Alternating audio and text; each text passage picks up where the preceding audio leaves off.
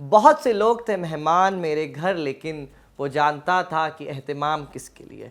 एहतिमाम यानी आयोजन शेर है पाकिस्तान की शायरा का, और जज्ब है एक पाकिस्तानी जनरल के दिल में। आसिम मुनीर भागे भागे फिर रहे हैं, वो आ गया, वो आ गया। कौन? मौका। दुनियाए फ़ानी के सीने में एक शमशीर ठोक के बताने का कि हम भी हैं।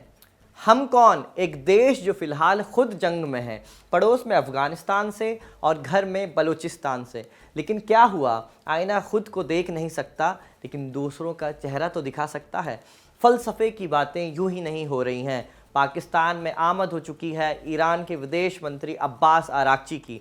आरागची पॉलिटिकल फ़लसफ़े में पीएचडी कर चुके हैं, लेकिन देखना ये है कि वो डोनाल्ड ट्रंप के नायब जेडी वैंस को कैसे निपटाते हैं, क्योंकि फ़लसफ़ा तो वहाँ भी है। इतालवी फ़िलासफ़र निकोलो माकियावेली का, जिनका दर्शन शायद अनजाने में सही लेकिन ट्रंप फॉलो करते हैं। और ये फ़लसफ़ा क्या कहता है? एक लाइन में कहें तो it is far safer to be feared than loved. Trump चाहते हैं कि शांति की बात भी हो, लेकिन डर के साए में। ये ताकत का फॉर्मूला है, लेकिन असली ताकत बताई से नहीं बनती है चुप रहने से। ये साबित किया है इस खेल के उस खिलाड़ी ने जो चुप है, लेकिन जिसके साए तले ये अमेरिका ईरान के बीच पीस डील संभव हो पा रही है। ये हम नहीं कह रहे, खुद ट्रंप ने कहा है। क्या कहा है? गोलमोल बातें बहुत हो गई, अब साफ साफ सुनिए। चीन ने ईरान को शांति की टेबल पर आने के लिए मनाया है, ये ट्रंप ने कहा है। फिर एक और बात, एक पाकिस्तानी अधिकारी ने एएफपी को बताया कि सीज़ फायर वाली रात हम सारी उम्मीदें खो चुके थे, हमारी उम्मीदें कम होती जा रही थी। फिर चाइना ने ईरान से बात की और उसे सीज़ फायर के लिए मनाया। देखिए, इसे कहते हैं असल पावर।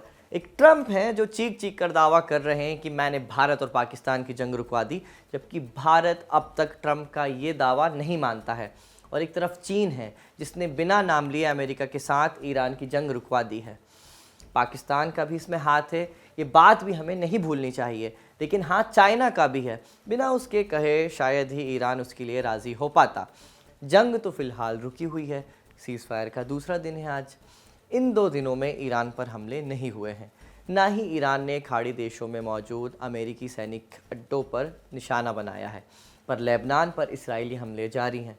9 अप्रैल को सीज़ फायर के ऐन बाद में इसराइल ने लेबनान में जो भयानक हमला किया था, उसमें 250 से ज़्यादा लोग मारे गए थे।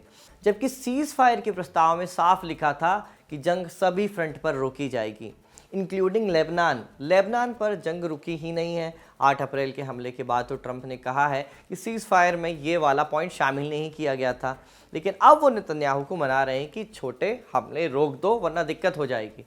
लेकिन छोटे हैं कि बात ही नहीं मान रहे हैं। इसराइल ने सीज़ फायर के बाद भी लेबनान पर हमले जारी रखे हैं। जिस समय हम ये शो रिकॉर्ड कर रहे हैं, उस समय तक इजरायली सेना दक्षिणी लेबनान के कस्बे बिंत जबील को घेरने की तैयारी कर रही है। यहाँ करीब 30,000 लोग रहते हैं। आज भी उसने दक्षिणी लेबनान में कई जगह बम बरसाए हैं। इन सब के बीच आज ईरान और अमेरिका का प्रतिनिधिमंडल इस्लामाबाद पहुँच जाएगा। अल जज़ीरा ने लिखा है कि सीज़ फायर पर बातचीत कल यानी 11 अप्रैल को शुरू होगी। अभी तक बातचीत का जो तरीका रहा है उसी को ही आगे बढ़ाया जाएगा। माने ईरानी और अमेरिकी एक कमरे में नहीं बैठेंगे, दोनों अलग अलग कमरे में बैठेंगे, उन दोनों का अलग अलग कमरा दिया जाएगा। पाकिस्तान की नेता दोनों के संदेश को एक दूसरे कमरे में ले जाएंगे, पहुंचाने का काम करेंगे। जैसा जिनेवा और ओमान में हमने देखा था, उसी तर्ज पर यह बात भी होनी है। प्राइम मिनिस्टर शहबाज शरीफ की मीटिंग में शामिल होने की जो बात है वो अब पक्की हो चुकी है। पर क्या आसिम मुनीर, जो इस सीज़ फायर के असल विजेता बताए जा रहे हैं, जिन्होंने दोनों पार्टियों को खुद मनाया है, क्या वो भी इस मीटिंग में प्रत्यक्ष रूप से शामिल होंगे? ये बात अभी तक स्पष्ट नहीं हो पाई है। 15 साल बाद कोई बड़ा अमेरिकी अधिकारी पाकिस्तान आ रहा है। 2011 में जो बाइडन उस समय जब वाइस प्रेसिडेंट हुआ करते थे तब पाकिस्तान आए थे। 2006 में प्रेसिडेंट जॉर्ज बुश का भी पाकिस्तान आना हुआ था, पर वो समय पुराना था। अब समय बदल चुका है, दुनिया बदल चुकी है, पाकिस्तान भी बदल चुका है। बीच में अमेरिका और पाकिस्तान के जो रिश्ते ढिलमुल हुए थे वो एक बार फिर ट्रैक पर वापस लौट चुके हैं। ट्रंप ने मुनीर को जो लंच खिलाया था वो उसका कर्जा उतार रहे हैं। पाकिस्तान मुस्तैद है। 10,000 सैनिक लगा दिए गए हैं राजधानी में ताकि सुरक्षा एकदम चौकस रखी जा सके। पर क्या इस्लामाबाद में हो रही ये बातचीत सफल हो पाएगी? क्या ये एक लॉन्ग टर्म पीस में कन्वर्ट हो पाएगी? आज के शो में इसी बात का पता लगाएंगे। नमस्कार, स्वीकार कीजिए साजिद का। आप खबरगांव का डेली इंटरनेशनल बुलेटिन राजदूत देख रहे हैं।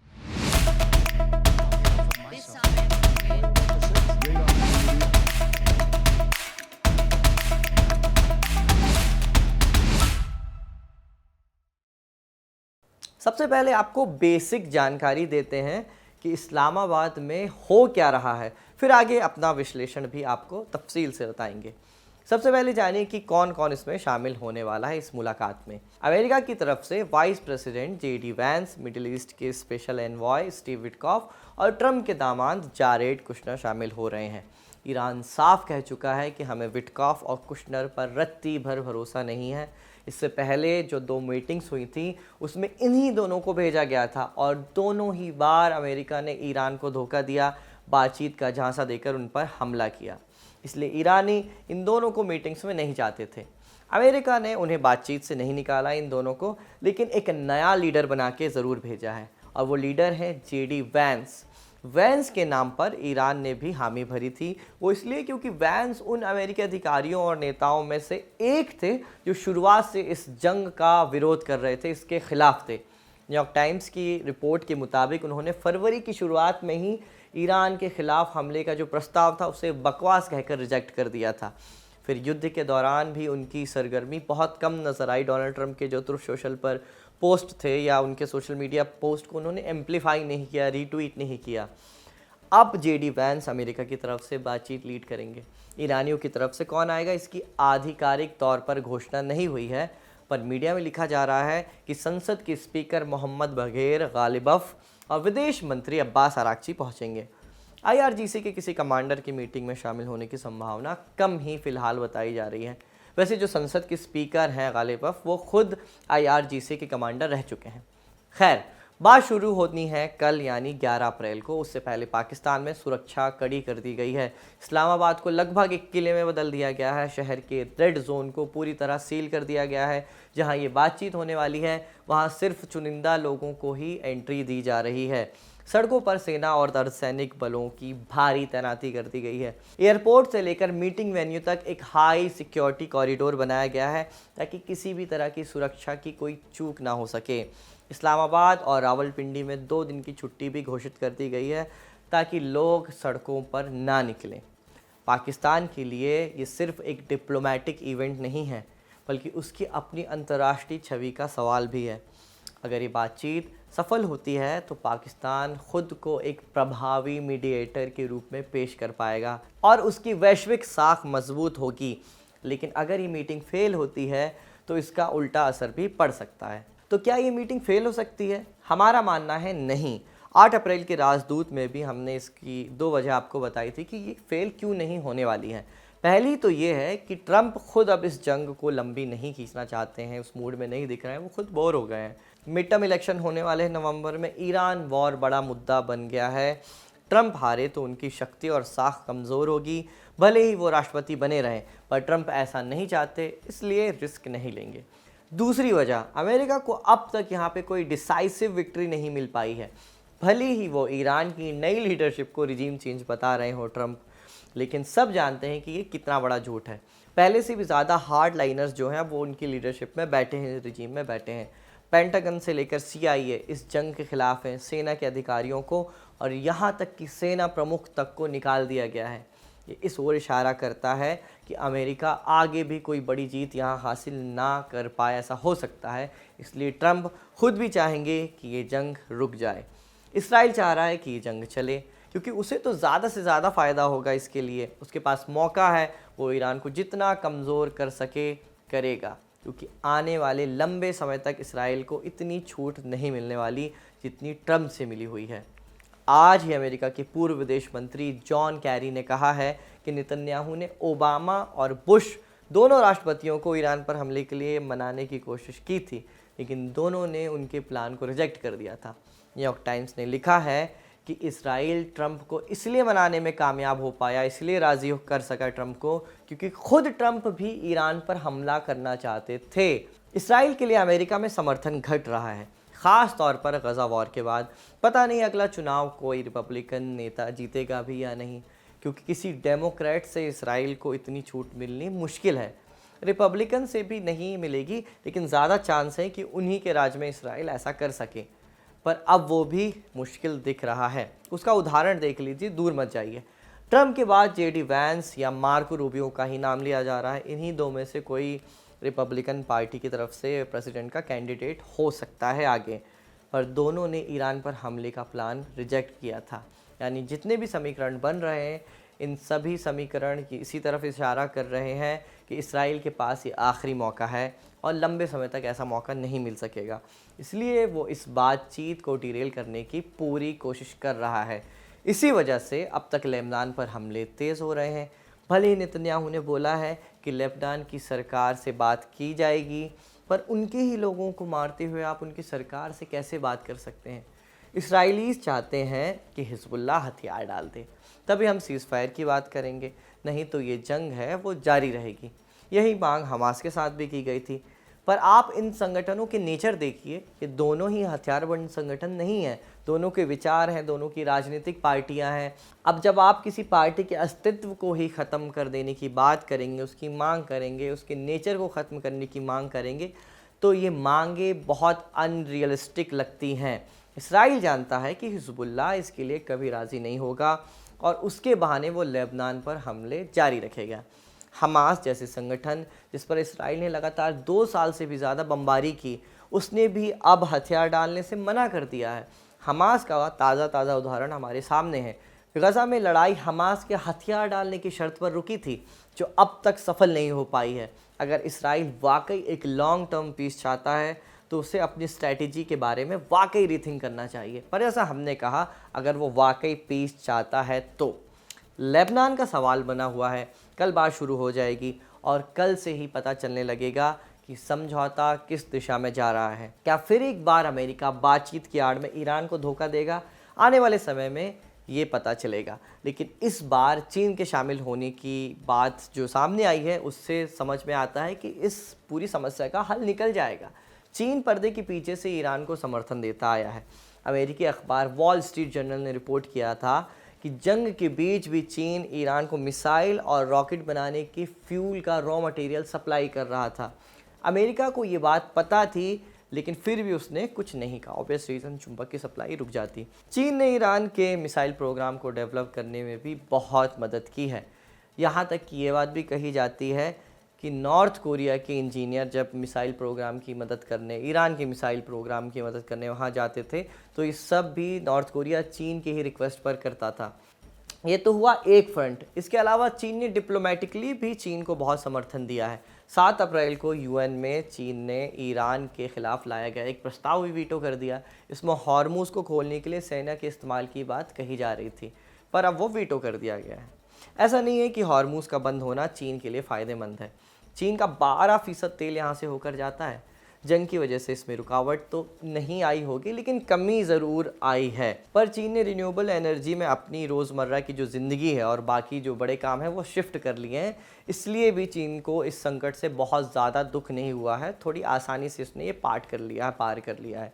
हमने शुरू में पाकिस्तान के एक अधिकारी के बयान का जिक्र किया था। एएफपी को आज ही उस अधिकारी ने बताया है कि चीन के बोलने से ईरान माना है। एक और फैक्ट सुन लीजिए, ट्रंप ने खुद आज ये बात कबूल करी है कि चीन ही ईरान को बातचीत के टेबल पर लेकर आया है। तो सवाल ये भी उठ सकता है कि अगर चीन के कहने पर ही ईरान राज़ी हुआ है, तो ये समझौता बीजिंग में क्यों नहीं हुआ, इस्लामाबाद में क्यों हो रहा है? सीधा सा जवाब है, अमेरिका इसके लिए राज़ी नहीं होता। उसे कोई ऐसा देश चाहिए था जो उसकी हाँ में हाँ भी मिलाए और ईरान से भी उसकी ठीक ठाक पड़ती हो, वो ईरान के साथ भी सहज हो। इसके लिए पाकिस्तान से अच्छा ऑप्शन कोई हो ही नहीं सकता था। क्या हो सकता था? अगर आपको कोई नाम आता है याद, तो उसके कमेंट बॉक्स में बताएं। पाकिस्तान ने जंग की शुरुआत से ही अपना गेम एकदम क्लियर रखा था। उसने ईरान पर हुए हमलों की निंदा तो की और इसराइल का नाम लिया, लेकिन अमेरिका का नाम लेने से वो बचा। जब भी ईरान पर हमला होता, वो इसराइल की निंदा करता। वहीं अरबों पर हमला होता, तो वो बिना ईरान का नाम लिए उन हमलों की निंदा करता। इस तरह उसने अमेरिका और ईरान दोनों से बनाकर रखी। फिर एक वजह पाकिस्तान की लीडरशिप की तत्परता भी है। उसने खुद सीज़ फायर के लिए इनिशिएटिव लिया। जब खुद से बात नहीं बनी तो इशाक डार चीन गए, बीजिंग गए, वहाँ चीन से 5 बिंदु का प्रस्ताव लिखवा कर लाए। फिर ईरानियों से बात की, जब ईरानी इसके लिए भी राज़ी नहीं हुए तो चीनियों ने सीधी बात की ईरानियों से, और इस तरह से ये सीज़ फायर हुआ है।